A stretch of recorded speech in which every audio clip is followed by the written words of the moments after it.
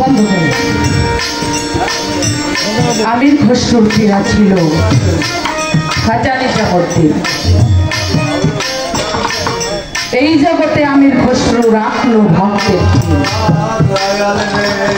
মরে গিয়েও আমির খসরু পীরের ছোড়া করছে। অনেকে অনেক ভাবে বলে ভক্তের চাওয়া পাওয়া থাকে যে একজন ভক্ত পীরের কাছে কি চায়, পীরের কাছে কি চাওয়া পাওয়া থাকে, দয়ালের কাছে কি চায়, দয়ালের কোন জায়গা একজন ভক্ত ধরে। আমার ক্ষুদ্র জ্ঞানে যেটা বলে একজন ভক্তের চাওয়া পাওয়া এতটুকুই থাকে, দয়াল আমি যেন তোমার রঙে রঙিত হই, আমি যেন তোমার রঙে রঙিত হতে পারি।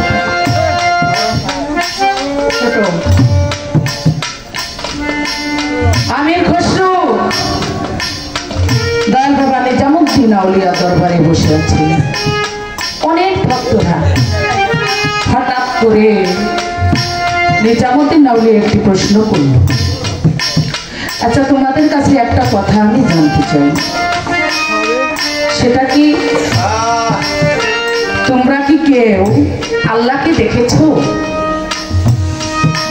কেউ কোনো কথা বলে না, ছোট কেউ কোনো কথা বলে না। হঠাৎ করে আমির খসরু মধ্যে থেকে দাঁড়াইয়া চোর ভাত খেয়ে দাঁড়াইয়া বলছে, আমার একটু কথা আছে। বলে কি? আমি আল্লাহকে দেখছি,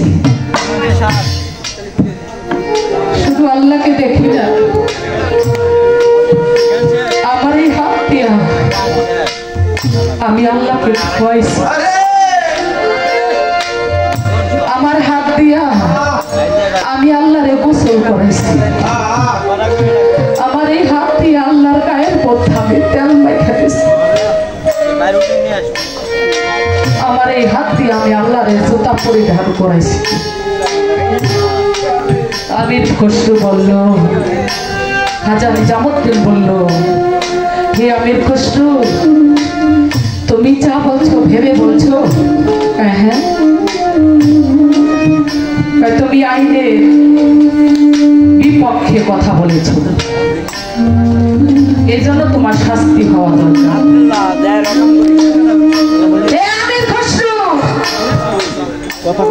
আজকের পর থেকে তুমি আর দরবারে এসো না, আমার দরজা তোমার জন্য চিরতরে বন্ধ। আমির খসরুকে দরবার থেকে তাড়িয়ে দিল। যাওয়ার তো কায়দা নাই, দয়াল বলছে আর আসবে না। কিন্তু আমির খসরু কি করলো? দয়ালের দরবার থেকে যেই পথ দিয়া মানুষ যাওয়া আশা করে ওই পথের মধ্যে দাঁড়িয়ে থাকে, আর যেই ব্যক্তি দয়ালের দরবার থেকে আসে তার কাছে জিজ্ঞাসা করে আমার বান্ধব কেমন আছে, আমার দয়াল কি আজকে খাইছে, আমার দরদ কি আজকে ঘুমাইছে, কেমন? প্রতিনিয়ত এইভাবে রাস্তার মধ্যে দাঁড়ায় থাকে আর জিজ্ঞাসা করে। হঠাৎ করে একদিন দেখে একটি কাওয়াল, যিনি সামা কাওয়ালে পড়ে, কাওয়াল ওই রাস্তা দিয়ে আসতেছে। কাছাকাছি গেছে পরে কাওয়ালের পাগো, কাওয়াল ভাই একটু দাঁড়াও তো, তোমার সাথে আমার খুব চেনা চেনা একটা ঘেরান লাগে। ও কাওয়াল ভাই তুমি কোথায় গিয়েছিলে, সত্য কথা বলে।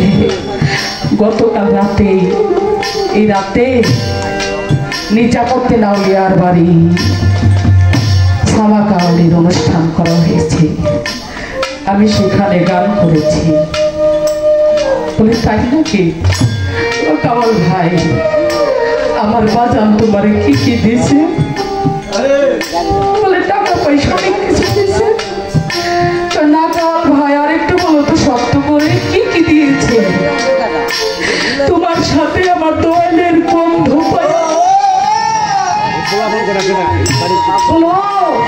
আমি খুশরু, ওই কথাটা তোমাকে বলার জন্য আমার মনে নাই। টাকা পয়সা অনেক কিছুই দিয়েছে, শেষ পর্যন্ত নিজামুদ্দিন আউলিয়ার কাছে কোনো টাকা পয়সা ছিল না, তাই আমাকে উপহার স্বরূপ পায়ের জুতো ছিল আমাকে। আমি খুশি বলে এই জন্যই তো তোমার সাথে আমার দয়ালের বন্ধু পাই আমি। কাল ভাই তুমি তো টাকা পয়সা কত কিছুই পেয়েছো, জুতো জোড়া কি তুমি আমাকে দিয়ে দেবা? না, টাকা পয়সা তো জীবনের কতই কামাই দয়ালের একজোড়া জুতা, সামান্য একজোড়া জুতা, জুতাটা আমার কাছে রাখি। আমির বসু ভাই ও দয়া ও কাওয়াল ভাই তুমি সামান্য জুতা পরছো? আচ্ছা এই জুতার বিনিময়ে যদি আমি তোমাকে আমার বাড়ি ঘর দিয়ে দিই তাহলে কি জুতা জোড়া আমাকে তুমি দেবো? হ্যাঁ তুমি নিয়ে যাও, এই জুতা দিয়ে কি করবো? আমার টাকা পয়সার দরকার। বিনিময়ে ভিটে বাড়িটুকু কাওয়ালকে দিয়ে জুতো জোড়া বুকের মধ্যে একবার চুমুক হয়, একবার বুকের মধ্যে জড়িয়ে ধরে আর বলে আমার বান্ধবী জুতা দিয়ে দিচ্ছে, আমার বান্ধব খালি পায়ে হাঁটতেছে, আমার বান্ধব না জানি পায়ে কত কষ্ট পাইতেছে। ওই জুতো নিয়ে দয়ালের বাড়ি থেকে রওনা হয়েছে। এদিকে দয়াল বাবা খানকা ঘরে বসে দেখতেছে আমির খুশরু জুতা বুকের মধ্যে আসতেছে। ওর ভক্তির জোর এতটাও হয়েছে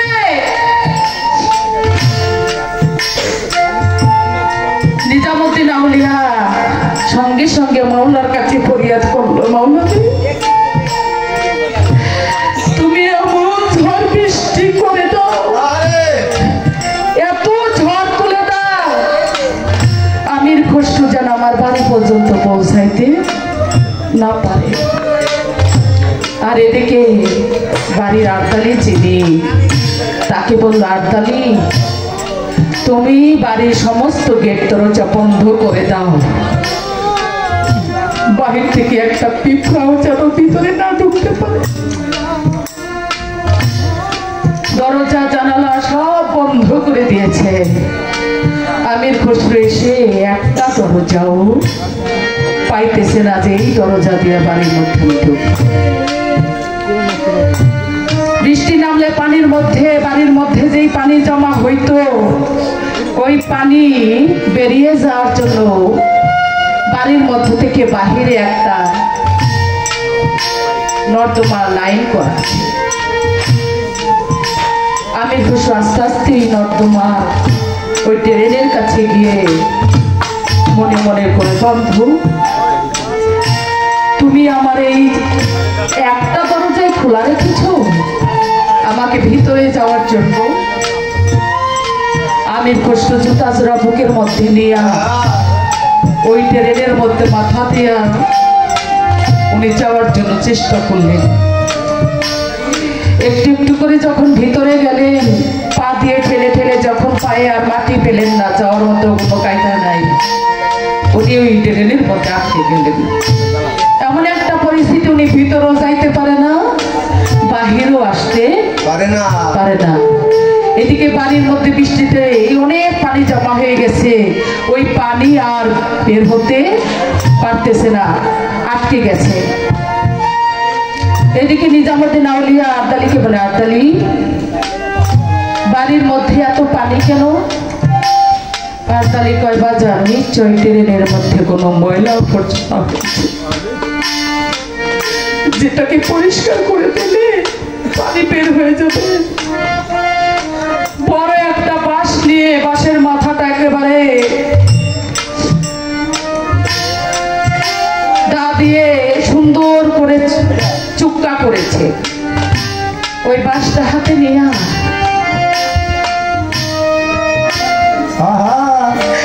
ট্রেনের মধ্যে যখন একটা কুচা মেরেছে,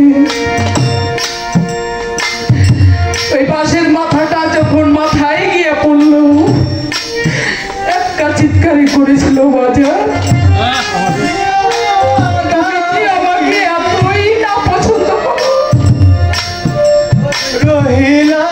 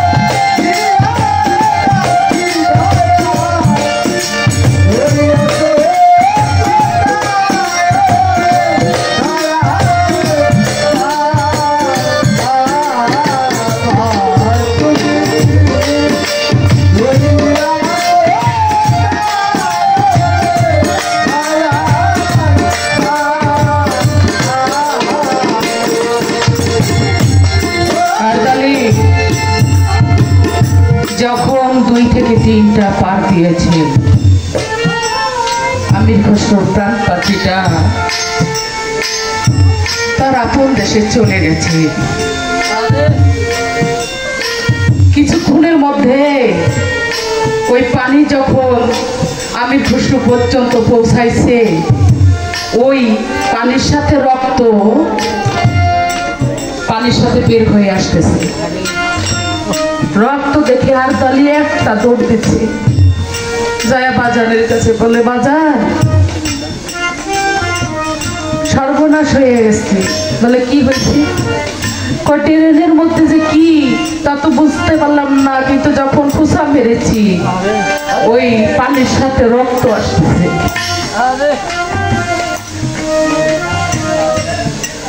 দয়াল বাবা নিজামুদ্দিন আউলিয়া বলে, চলো তো বাহিরে যাই। বাহিরে যায় দেখে ট্রেনের মধ্যে 2টা পা দেখা যায়। নিজামুদ্দিন আউলিয়া বলে পা ধরে টেনে বাহিরে আনো। বাহিরে আনার পরে ওই যে বাঁশ দিয়ে আঘাত করেছে বারবার, আঘাতের চোটে আমির খসরুর মাথাটা মুখটা ফেটলে গেছে। আর তলি বলে দয়াল কার মুম্বাইয়ের বুকটা আমি খালি করলাম, আমি বড় অপরাধী হয়ে গেছি, আমি তো বুঝতে পারতেছি না কে। নিজামুদ্দিন আউলিয়া বলতেছে তোমরা কেউ না চিনলেও আমি চিনেছি। আমার আমির খসরু বাড়ির মধ্যে কান্নাকাটি রোল করে গেল। নিজামুদ্দিন আউলিয়া বলে আমার বান্ধবকে তোমরা গোসল করাও। গোসল করাইয়া কাপড়ের কাপড় পরাইয়া যখন রেডি করছে, রেডি করার পর দয়াল বাবা নিজামুদ্দিন আউলিয়া বলেছে আমি ভিতরে চলে গেলাম, তোমরা একটা কাজ করো,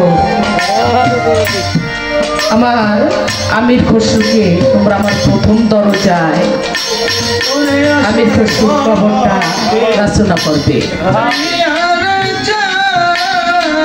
বলার সাথে সাথে সবাই ওনাকে নিয়ে প্রস্তুত। নিজামুদ্দিন আউলিয়া ভিতরে চলে গেল।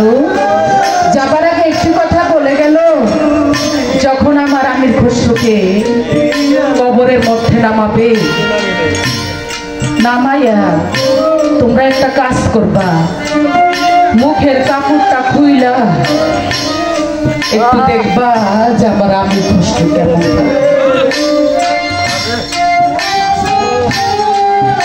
আর কোন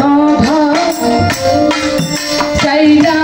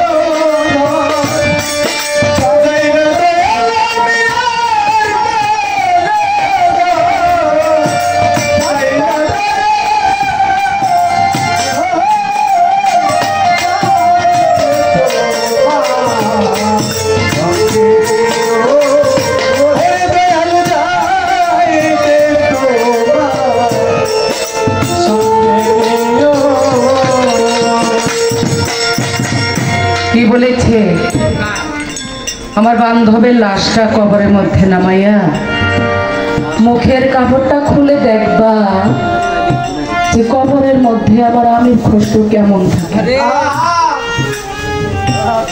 কথা অনুযায়ী কবরে নামাইয়া মুখের কাপড়টা খুইলা যখন দেখতে গেছে ভক্তরা চিল্লা চিল্লি করে কান্দাকাটি শুরু করে দিছে। কি হলো দেখি কবরের মধ্যে আমির খসরু নাই, নিজামুদ্দিন বাজার নিজেই চিৎকার দিয়ে দৌড় দিয়ে চলে গেল খানকা ঘরের ভিতরে, যেখানে বাজান শুয়ে আছে তাহলে বাজান ভিতরে আছে কিনা দেখাসি। যা দেখে দয়াল নিজামুদ্দিন আউলিয়া হুজরা খানায় বসে আছে, চরণের মধ্যে চিৎকার দিয়ে পড়ে গেল। বাজানে কি হলো? হ্যাঁ এটাই হওয়ার ছিল। আমার আমির খসরু আমাকে চিরতরে লাভ করে নিয়েছে, আমি আমার আমির খসরু পেয়ে গেছি। তোমাদের কাছে একটা ওসিয়ত,